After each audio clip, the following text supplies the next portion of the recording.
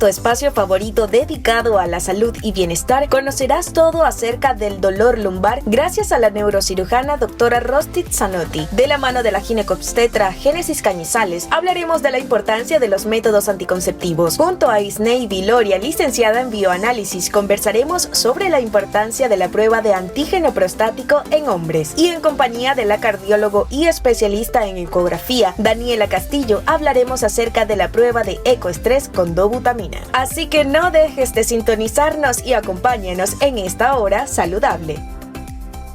Queridos televidentes de Estilo Saludable, ya me encuentro en compañía de la doctora Rostit Zanotti, quien es neurocirujano, y estaremos conversando sobre el dolor lumbar. Doctora, muchísimas gracias por recibirnos el día de hoy. Hola, ¿cómo estás? Bienvenidos. Más bien, gracias a ustedes por la invitación. Hablaremos, ya lo mencioné, sobre el dolor lumbar. ¿En qué consiste? Bueno, el dolor lumbar, o también conocido como dolor de espalda baja, es un dolor típico en la región inferior de la espalda. Y esto sucede por diferentes causas. Además de dolor lumbar, también se le conoce como lumbalgia o lumbociatalgia. Ok, ¿cuáles son los principales síntomas? Los principales síntomas pueden iniciar con una contractura muscular, con una rigidez o con dificultad para realizar movimientos de flexión y extensión de la columna lumbar. ¿Qué lo causa, doctora? Hay infinidad de causas y no necesariamente tienen que ser neurológicas. Las neurológicas es una de las causas más frecuentes por las cuales el paciente acude a la consulta. Sin embargo, existen otras causas porque en la región lumbar se encuentran ubicados otros órganos. Por ejemplo, el sistema genitourinario, la base de los pulmones, relaciones osteotendinosas que también pueden dar origen al dolor lumbar. ¿Cuáles son esos principales síntomas que causan alarma? Bueno, todos alguna vez en la vida vamos a presentar dolor lumbar. Se dice que 8, si no te ha dado, probablemente te pueda dar. Por eso, 8 de cada 10 pacientes han sufrido de dolor lumbar a nivel mundial. Es una estadística bastante alarmante, por lo que te dije anteriormente que es la principal causa de consulta. Sin embargo, el dolor lumbar como tal, como ya te dije, es tan frecuente, no es necesario que el paciente generalmente acuda a la consulta a menos que presente hormigueo en la región de los miembros inferiores, que presente disminución de la fuerza muscular o que el dolor se prolongue por más de 4 semanas. ¿Cómo es tu protocolo de diagnóstico para dar con que realmente es un dolor lumbar y no un dolor de riñón, un cólico nefrítico? Perfecto, muy importante tu pregunta. Fíjate, lo primero es interrogar y evaluar al paciente. Ahorita con las redes sociales y con la tecnología se estila mucho, doctora, me duele atrás, ¿qué puede ser? ¿Qué puedo tener? Y lo ideal es siempre ver al paciente, examinarlo. Una vez que uno lo examine, hay diferentes maniobras al examen físico que nos pueden hacer llegar a un diagnóstico de dolor lumbar de causa neurológica. Una vez que uno evalúa al paciente, uno coloca tratamiento, siempre y cuando sea una contractura muscular, que es lo más frecuente, como ya te dije, y si ese dolor permanece por más de 4 semanas, lo ideal es indicar un estudio de imagen. Un estudio de imagen que puede ser una rayos X, una tomografía o una resonancia. ¿La edad puede ser un factor de riesgo? No, ni la edad ni el sexo. Un factor de riesgo en el que yo les digo mucho a los pacientes que tomen en cuenta es el sobrepeso. El sobrepeso sí es un factor de riesgo para el dolor lumbar.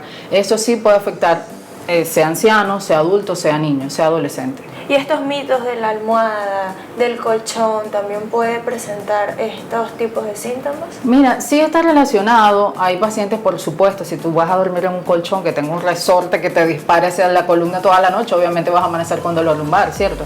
Pero eso no es un factor de riesgo tan predisponente. No más que la pisada, no más que los cambios de postura, levantar peso mayor a 5 kilos en mala posición y por supuesto, como te dije, el sobrepeso. ¿Se puede prevenir? Se puede prevenir usando una buena postura, indicándole a los niños desde el preescolar cómo levantar el peso, cómo mantenerse erguidos, cómo ver el celular, no en esta posición, no en esta posición. Súper importante, que ahorita todos somos esclavos del teléfono. Totalmente, totalmente. ¿Cuándo consideras tú que la cirugía es una opción para el tratamiento del dolor lumbar? Bueno, hablar de cirugía en dolor lumbar es un poco amplio y extenso, ¿no? Esto daría para un programa aparte, pero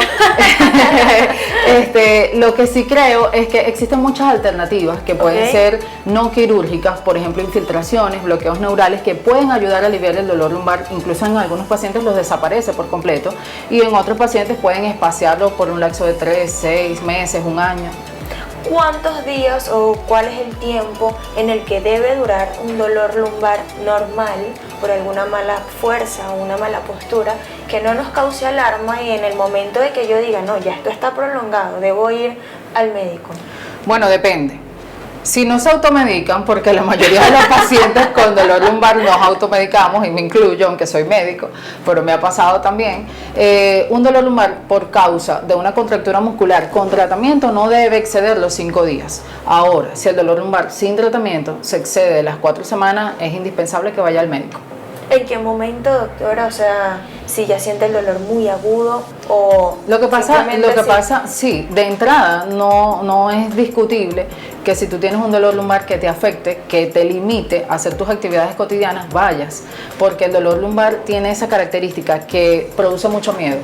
Uno piensa, me voy a quedar inválido, no voy a poder caminar, voy a perder la fuerza, no voy a ser la misma de antes. Entonces, por lo menos para educarte, deberías acudir al médico y que él por lo menos te tranquilice. Si no es más que una contractura muscular, mira, te vas a tomar esto, vas a hacer estos estiramientos y te vas a sentir mejor. Y ya con eso, con una nueva percepción de ese dolor lumbar que tú tienes, ya con eso te aseguro que vas a mejorar. ¿En pacientes pediátricos el tratamiento es igual que en adultos? No. En pacientes pediátricos el tratamiento no es igual que en adultos y muy bueno que hagas esa pregunta, porque en pacientes pediátricos la causa más frecuente no es la contractura, puede pasar. La causa más frecuente puede ser traumática o tumoral, entonces, o infecciosa. Entonces, vamos a definir qué es traumático para aquellas personas. Traumático quiere decir que es posterior a alguna caída, algún traumatismo, algún objeto contuso que haya golpeado la columna del paciente. En ese caso, ¿cómo sería el tratamiento? Primero, el diagnóstico. El diagnóstico debo hacerlo con un estudio de imagen. De primera instancia, la rayos X no puede faltar. Y segundo, por supuesto, resonancia o tomografía, siempre y cuando el mecanismo de trauma me lo permita. Por ejemplo, si es un paciente que además de presentar dolor en la región afectada, pierde la fuerza muscular en las piernas, yo debo hacer una tomografía y una resonancia. Wow. ¿Se puede acompañar el tratamiento con alguna fisioterapia? Sí, siempre y cuando esto no sea quirúrgico, porque por ejemplo, si la causa del dolor lumbar es una hernia discal, que tenga un criterio quirúrgico, el paciente debe hacer la fisioterapia antes y después de la cirugía. Perfecto. Y hay un tipo de fisioterapia diferente, porque si le exige mucha fuerza, le exige mucho peso, esa hernia puede destruirse aún más. Claro, ¿puede alguno de estos tipos de tratamientos, soluciones que buscas antes de ir quizás a un neurocirujano, dañar la lesión, ponerla más grave? Sí, puede agravar. Puede complicarse. Entonces, yo no recomiendo, incluso creo que ninguno de los libros que he leído hasta ahora, ninguno recomienda hacer fisioterapia antes de tener un diagnóstico. Por ejemplo, tengo un dolor lumbar, fui al médico, pero no me hice el estudio que él me indicó. Yo no sé si yo tengo una hernia, si yo tengo una contractura muscular, y entonces me voy a un fisioterapeuta. Si tengo una hernia, eso puede complicarse y puede agravarse. Claro, por supuesto. Tus recomendaciones, doctora, para aquellas personas que nos ven, que mantengan su buena postura, que eviten esos dolores lumbares como profesional. Bueno, primero que nada, mantener la actividad física. El ejercicio físico de fuerza es muy importante para fortalecer los músculos paravertebrales. Una vez que estos estén fortalecidos, muy difícilmente lleguemos a sufrir de dolores lumbares o de alguna afección espinal. Lo otro, mantener un peso adecuado a la estatura, al sexo y a la talla, por supuesto. Y lo otro, estudiar o educarse acerca de las posturas ergonómicas para levantar los pesos adecuados. Y por supuesto, bueno, que si pueden me sigan en las redes sociales. Por supuesto, a eso yo, doctora, todas esas consultas que tengan, dudas, tus redes sociales, puntos de contacto. Bueno, estoy en Instagram y en TikTok como @neurosano con Z, sano de Zanotti, mi apellido, y estoy en Twitter como Rosti13. Los espero por ahí, cualquier duda, cualquier consulta, estamos a la orden. Gracias por recibirnos. Gracias a ti, mi amor. Todas las dudas el día de hoy. Y bueno, amigos, desde el Centro Médico Las Acacias vamos a realizar una pausa. Ya volvemos con mucho más de Estilo Saludable. Queridos televidentes de Estilo Saludable, ya me encuentro en el consultorio de la doctora Génesis Cañizales, quien es ginecobstetra, y vamos a conversar acerca de los métodos anticonceptivos. Muchísimas gracias por recibirnos, Génesis. Muchísimas gracias, Carla, por la invitación a tu programa. Es un gusto estar aquí con todos ustedes y bueno, las puertas de mi consultorio están abiertas para cualquier otro tipo de tema que quieran tratar. Por supuesto, aquí vamos a estar. Hoy hablaremos sobre los métodos anticonceptivos. Vamos a definir qué son los métodos anticonceptivos. Fíjate, algo muy importante y que quisiera destacar antes de entrar en la definición de este tema es que la sexualidad es un aspecto muy importante en nuestra vida. En la vida de un individuo la sexualidad juega un papel fundamental, nos va a acompañar en cada etapa de nuestra vida, en cada edad se desarrolla de una forma diferente y por supuesto no puede estar desligada a la planificación familiar para cumplir con una sexualidad sana y responsable, por supuesto. Entonces es aquí donde entran en juego todos estos métodos que simplemente son fármacos, son opciones que tenemos a la disposición para podernos planificar familiarmente, evitar embarazos no deseados y bueno, posteriormente cuando la paciente tenga el deseo, la responsabilidad, esté suficientemente preparada o porque así lo haya decidido, pues pueda continuar plenamente con su fertilidad. Por supuesto. Los métodos anticonceptivos, hay numerosas clasificaciones, pero digamos que la más práctica podemos decirlo en métodos de barrera, métodos hormonales y no hormonales. Básicamente esas son las clasificaciones clásicas que se exponen en la literatura. Sabemos que con los métodos de barrera, pues no solamente tenemos protección para embarazos no deseados, sino también para infecciones de transmisión sexual. Son muy importantes ya que los otros métodos pues no nos dan ese beneficio. Claro. Y en cuanto a los métodos no hormonales y hormonales, pues simplemente tenemos el beneficio de la planificación familiar. ¿A partir de qué edad podemos empezar a utilizar estos métodos? Fíjate, la edad del desarrollo sexual de una mujer es muy importante porque viene a jugar una parte fundamental su psiquis, ¿ok? Su madurez sexual. Las actividades sexuales hoy en día se toman de una manera, digamos, muy light, exactamente, y realmente conlleva una responsabilidad importante. Yo siempre sugiero a todas las pacientes y por supuesto también representantes que están acompañando a estas adolescentes, que es donde digamos que la madurez no está al 100, digamos, para este tema, que independientemente de su edad, al inicio de las relaciones sexuales, pues acudan a métodos de planificación familiar porque eso nos evita muchísimos inconvenientes a futuro. Por supuesto. ¿Okay? ¿Cuáles son los más comunes? Fíjate, los más comunes y los que tenemos a disposición acá en Venezuela, de los no hormonales, tenemos dispositivos intrauterinos, ¿ok? La común T de cobre, que ya muchos conocemos. Ya actualmente en los planes de planificación familiar de diferentes hospitales públicos, por supuesto en Venezuela, se lleva a cabo el plan AIP, que es muy importante, anticoncepción inmediata post evento obstétrico, eso es lo que quiere decir. Entonces se le da el beneficio a todas estas pacientes que no pueden adquirir un método anticonceptivo en un lugar privado por la economía y por supuesto que eso es algo entendible y muy importante, pues se le da la facilidad de adquirir un método anticonceptivo, principalmente la T de cobre, que es lo que se dispone en estas instituciones, ¿ok? Y bueno, continuando con los métodos hormonales, pues tenemos algunos que son menos invasivos, otros que son más invasivos, ¿ok? De los menos invasivos, pero que dependen de la usuaria, son las pastillas anticonceptivas, ¿ok? Que pueden ser de solo progestágeno, porque acuérdate que a nivel hormonal existen dos hormonas principales, el progestágeno y el estrógeno, que son las dos hormonas principales que producimos los ovarios en el caso de nosotras, ¿ok? Entonces los métodos anticonceptivos hormonales están sujetos a esta familia, tanto del progestágeno como estrógeno. Están los métodos hormonales de solo progestágeno, están los métodos hormonales combinados, allí también entran los anticonceptivos orales combinados. Muchísimas pacientes pues son usuarias de método anticonceptivo de este tipo. Sin embargo, como te decía, depende mucho de la usuaria, ¿ok? No así con los métodos un poco más invasivos como el implante subdérmico, que es el implante que va acá en la cara interna del brazo, o como los dispositivos intrauterinos, pero hormonales, no liberadores de cobre, ¿ok?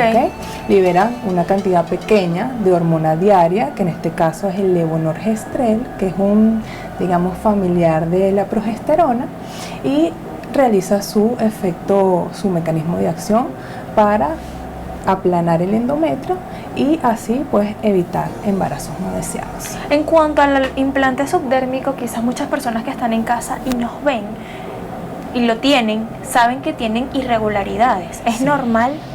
Es normal, pero dentro de un cierto lapso de tiempo. Ok, ¿qué es lo que yo les explico a mis pacientes cuando desean colocarse este método? Que dentro de los 3 a 6 primeros meses de colocarse el dispositivo pueden presentar irregularidades menstruales como cuáles. Es un sangrado tipo mancha o spotting, así también lo reporta la literatura, lo pueden encontrar libremente en internet, ¿ok? Es mancha, mancha, mancha, mancha todos los días.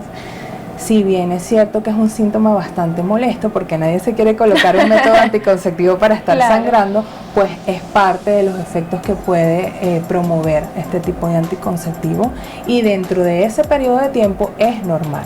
Ya pasado este periodo, pues por supuesto hay que estudiar cada caso individualmente porque ya se sale del mecanismo de acción del fármaco. ¿Cuáles son aquellos contras que tienen estos métodos anticonceptivos hormonales? Fíjate, los casos, como ya te comenté, hay que individualizarlos.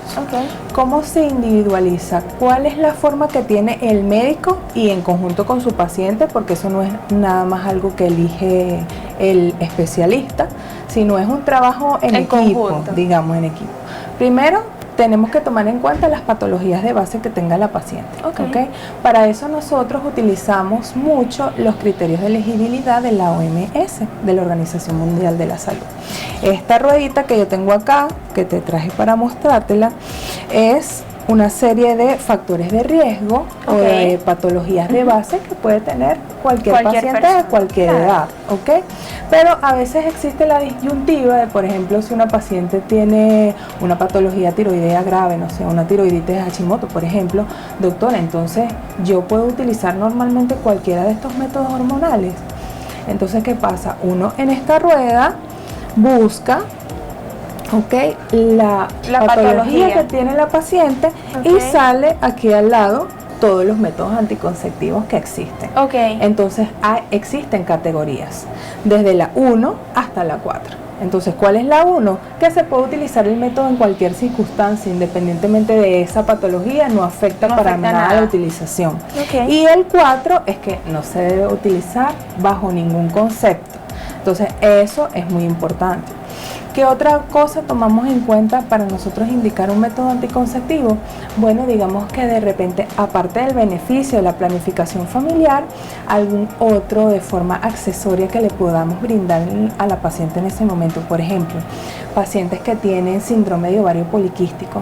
Es muy común ver a pacientes con hirsutismo. ¿Qué es el hirsutismo? La aparición del vello en zonas donde habitualmente pues no es lo común presentar en las mujeres. Para calmar las hormonas, exactamente, ¿verdad? Para calmar estos síntomas asociados a hiperandrogenismo. Doctora, este tema es bastante amplio. Vamos a realizar una pausa. Ya volvemos con mucho más de estilo saludable para que sigamos conversando acerca de los métodos anticonceptivos con la doctora Génesis Cañizales. Amigos, estamos de vuelta con mucho más de estilo saludable. Sigo en compañía de la doctora Génesis Cañizales, ginecobstetra, conversando sobre los métodos anticonceptivos. Dejamos una pregunta al aire, o nos conversabas acerca de esos métodos hormonales y cómo lo utilizan pues para las hormonas y no tanto como método anticonceptivo. Sí, Carla, como te comentaba, hay efectos adicionales que nosotros podemos lograr con cierto tipo de métodos anticonceptivos, con ciertos anticonceptivos orales combinados, Por ejemplo, para estas pacientes, como te lo decía, del síndrome de ovario poliquístico, para mejorar el hirsutismo, mejorar el acné hormonal, porque hay ciertos tipos de progestágenos, como lo es la ciproterona, la drospirenona, que tienen efecto antiandrogénico importante. ¿Qué es efecto antiandrogénico? Que van a mejorar estos síntomas. Entonces, aparte de la planificación familiar, pues entonces este tipo de pacientes con estos problemas por puras hormonas, entonces se ven favorecidas por este método anticonceptivo. Doc, ¿cuál es la diferencia de los métodos anticonceptivos orales que son de 21 días y de 28? Fíjate, la diferencia es muy poca. ¿Qué es lo que pasa con las pastillas anticonceptivas que son de 21 días? Que no tienen la semana adicional de descanso. Simplemente tú terminas 21 tabletas, diariamente te las vas a tomar siempre a la misma hora, consecuentemente, hasta que terminas el blister. Y una vez que lo haces, entonces va a haber un periodo de una semana, es decir, 7 días, que vas a descansar, es decir, no vas a tomar pastillas. Bien. ¿Cuál es la diferencia con las tabletas que traen las 28 pastillas? Que 21 pastillas tienen fármaco y 7 no lo tienen. Ok, por eso son de otro color. Exactamente. Ok. Es como para que uno, el hábito lo continúe. Exactamente, para que no pierdas tu hábito. Hay muchos mitos acerca pues de las pastillas anticonceptivas, de algunos métodos, que durante el tiempo, luego ya al momento de tú elegir planificar tu embarazo, se te va a costar. ¿Es cierto esto? No, no es cierto. Depende mucho también del caso de cada paciente. Hay pacientes que tienen patologías asociadas que influyen en su fertilidad y esto no es culpa de ningún método anticonceptivo. Por lo general, la mayoría de los métodos anticonceptivos, una vez que se termina su uso, la paciente decide ya no utilizarlo más porque quiere buscar un embarazo, porque sencillamente ya no quiere disponer del método, retorna a su fertilidad inmediatamente. ¿A partir de qué momento otra vez está fértil la persona? De 15 a un mes aproximadamente. He tenido pacientes que lo han dejado un mes antes y ya al mes siguiente ya embarazo. ¿Influye la alimentación con los métodos anticonceptivos? Influye la alimentación.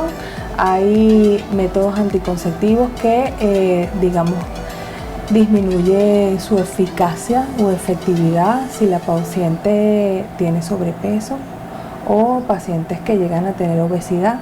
Sin embargo, según los criterios de elegibilidad de la OMS, ni el sobrepeso ni la obesidad son contraindicaciones para métodos anticonceptivos.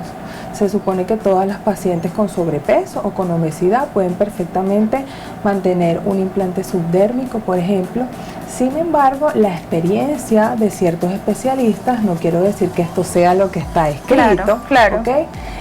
Nos habla de que hay una disminución del efecto por lo menos del implante subdérmico con estas pacientes.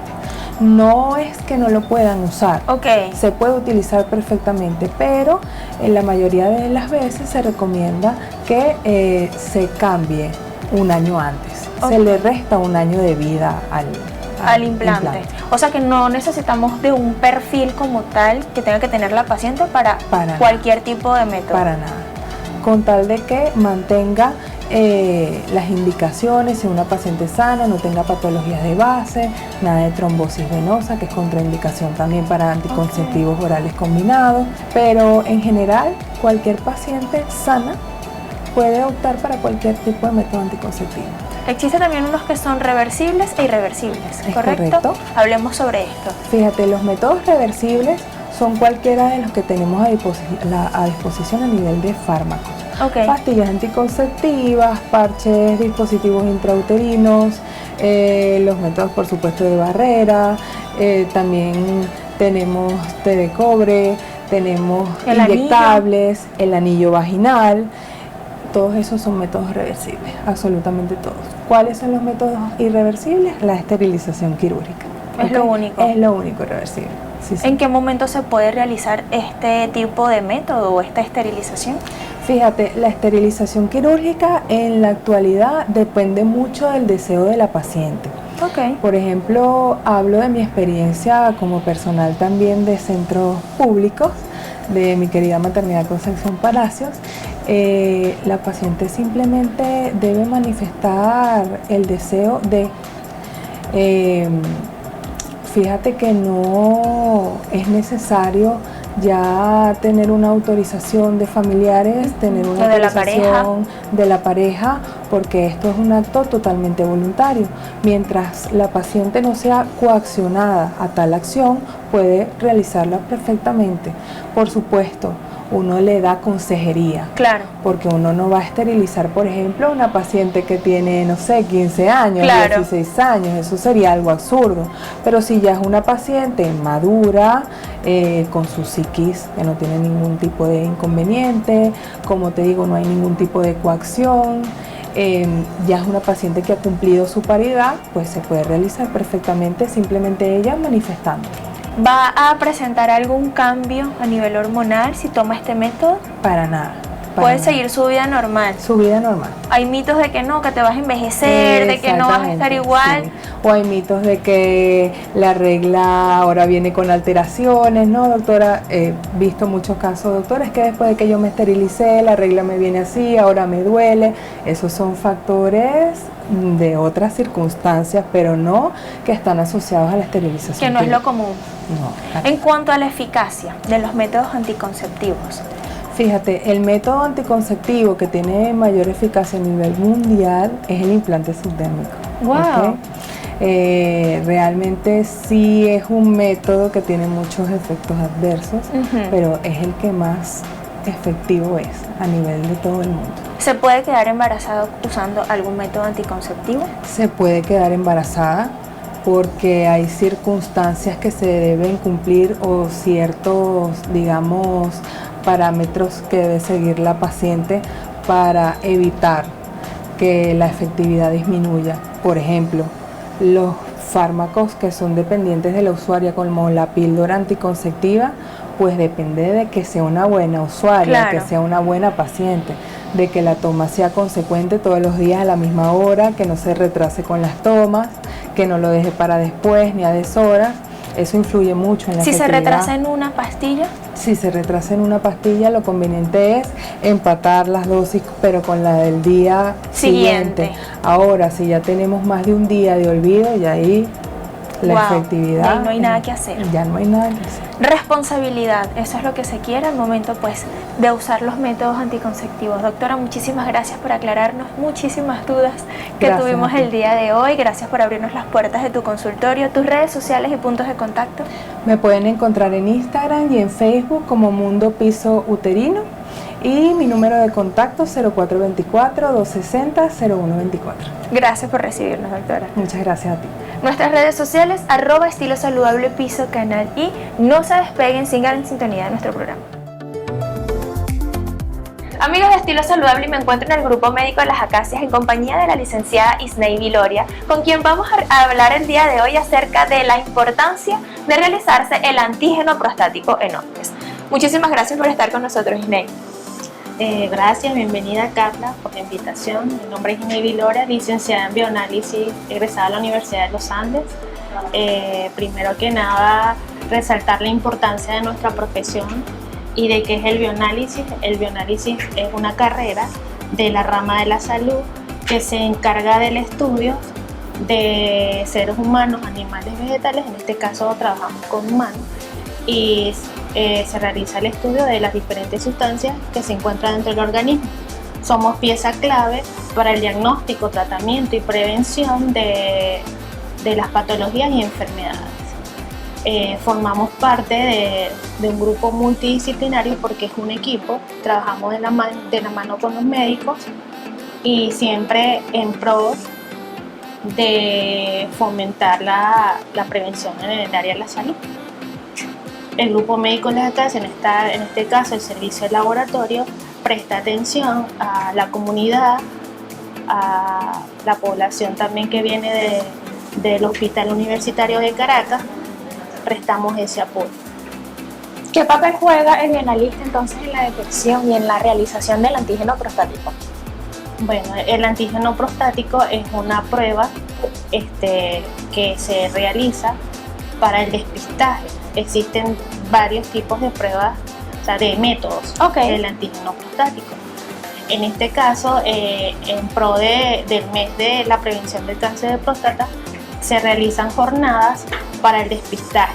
Son pruebas rápidas, pero que permiten al médico orientarse en un diagnóstico. No solamente se queda con el diagnóstico de laboratorio, sino se necesita el médico tener varios factores, se toman en cuenta varios factores para poder dar un diagnóstico del cáncer de próstata. Sin embargo, no solamente es para el cáncer de próstata, sino también para detectar otro tipo de patología que está relacionada con eso. Puede ser prostatitis, alguna inflamación. No solamente es indicativo que es solo para cáncer de próstata. Nos comentaste que existen varios tipos de antígenos. No de antígenos, sino de técnicas para realizar. Para detectar el antígeno prostático. El antígeno prostático son proteínas que se encuentran en las células normales y células malignas de la próstata. Ok. Entonces lo que se mide es la cantidad de esa proteína que está presente en el paciente. ¿Cómo es tu protocolo para realizarlo?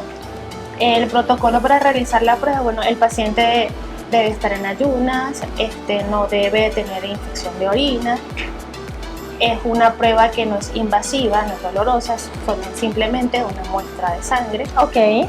Y los resultados salen rápido, en el caso si es una prueba rápida.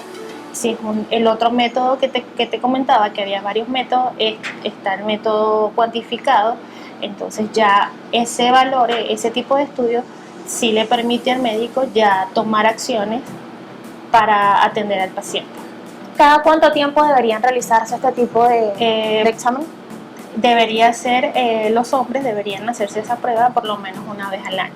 A partir de los 40 años se recomienda que se pueden empezar a realizar este tipo de estudios. ¿Cuáles son los valores en los que debería estar el antígeno prostático? El parámetro límite es hasta 4 nanogramos sobre gramos.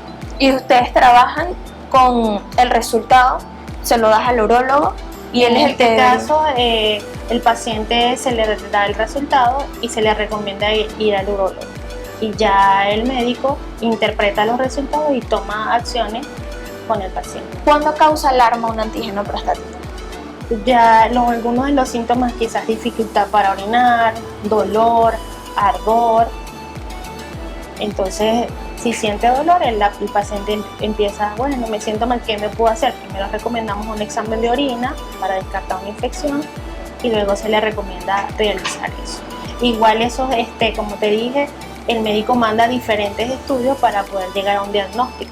Está el eco, el tacto rectal y con ese conjunto de resultados él emite su diagnóstico y puede darle el tratamiento al paciente.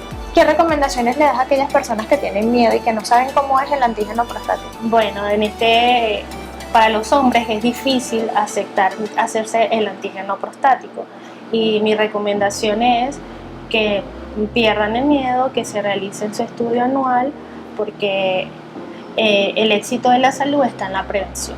Tú como bioanalista, ¿cuándo ves necesario que se haga el tacto rectal después de ver el antígeno? El médico tomaría la decisión. Por lo general es un protocolo que se debe hacer, no solamente quedarse con el resultado del laboratorio, sino el urólogo debe realizar el tacto. Deberían ser los dos exámenes en conjunto. Sí. Isney, tus redes sociales y puntos de contacto. IsneyB12 en Instagram y @GMLA en el Instagram del Grupo Médico Las Acacias. Muchísimas gracias por Gracias recibirnos. a ti, Carla, por Y muchísimas gracias pues, al Grupo Médico Las Acacias por abrirnos las puertas el día de hoy. Nuestras redes sociales, @estilo saludable piso canal. Y no se despeguen, sigan en sintonía de nuestro programa. Gracias. Trivia, pon a prueba tu conocimiento. La pregunta de hoy es, ¿cuál es el método anticonceptivo más utilizado por las mujeres? Opción A, la píldora anticonceptiva. Opción B, dispositivo intrauterino, DIU. O la opción C, preservativo. No te apartes, quédate con nosotros porque la respuesta estará más adelante. Bienestar al día. La dieta cetogénica o también conocida como dieta keto es un plan de alimentación que tiene como objetivo la creación de cuerpos cetónicos que pueden ayudar a quemar grasas de manera más eficaz. Al reducir los carbohidratos de forma drástica y reemplazarlos por grasas, se expone al cuerpo a un estado metabólico llamado cetosis. En este caso, logrando transformar por completo la grasa en energía y llevándola al cerebro. Sin embargo, hay que tener en cuenta que la dieta keto no es recomendable para todas las personas. Aquellos con enfermedades metabólicas, problemas de tiroide, riñón, hígado, páncreas, diabéticos o pacientes con trastornos de conducta alimentaria no deberían realizar la dieta cetogénica. En Estilo Saludable te recomendamos que es importante acudir a un especialista en nutrición si quieres iniciar una dieta cetogénica. El nutricionista será la clave para la correcta realización de la dieta keto. Amigos, volvemos con mucho más de nuestro programa y si tú en casa no sabes en qué consiste un ecoestrés con dobutamina, quédate con nosotros. Ha llegado el momento de hablar con la doctora Daniela Castillo, quien es cardiólogo y especialista en ecografía. Doctora, muchísimas gracias por recibirnos. Gracias a ti, Carla, un placer. Sí, el ecoestrés con dobutamina es un estudio que realizamos muy frecuentemente en pacientes en quienes se sospecha que tienen enfermedad coronaria. Enfermedad coronaria es cuando hay una posible obstrucción de las arterias del corazón. ¿Cuándo es indicado este tipo de estudio? Justamente cuando tenemos sospecha, personas que pueden estar sanas, que presentan un dolor torácico, que tienen posiblemente algunos factores de riesgo, sean fumadores, hipertensos o que sean personas diabéticas, puede uno sospechar en esto. También en personas que ya han tenido un infarto previo, en quienes queremos evaluar si esa zona infartada aún puede ser tratada, podemos hacer el estudio de dobutamina.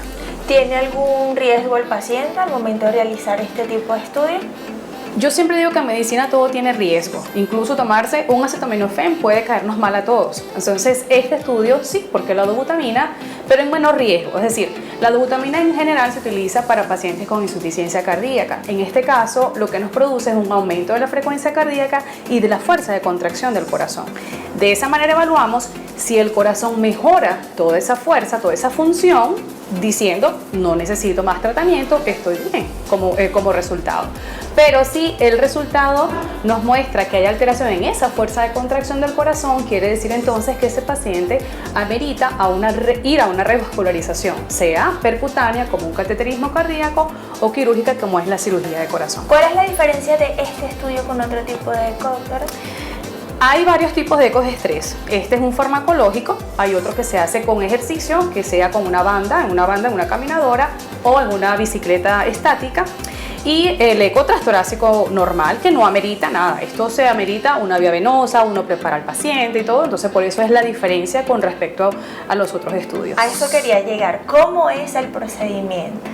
En el paciente que está indicado realizarse el estudio, se debe preparar primero sabiendo cuál es la indicación. Nosotros exigimos o nos gusta saber la historia médica del paciente, cuál es el tratamiento médico que tiene. Pues dependiendo del tratamiento, hay veces que se debe suspender algún otro medicamento que esté tomando que no interfiera con la función que genera la dobutamina.